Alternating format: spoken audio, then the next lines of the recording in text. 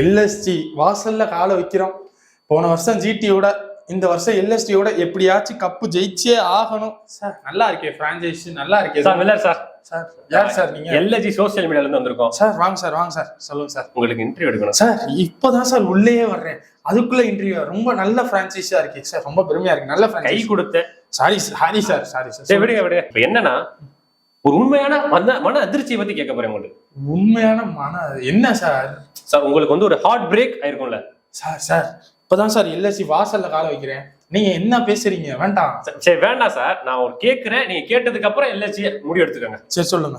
2015 world cup செமிஃபைனலா, இல்ல 2023 IPL ஃபைனலா, இல்ல 2024 T20 வேர்ல்டு கப் ஃபைனலா, இல்ல 2025 சாம்பியன்ஸ் டிராஃபி செமிஃபைனலா, இந்த 4 இதுல எது உங்களுக்கு ரொம்ப மன அதிர்ச்சியா இருந்துச்சு?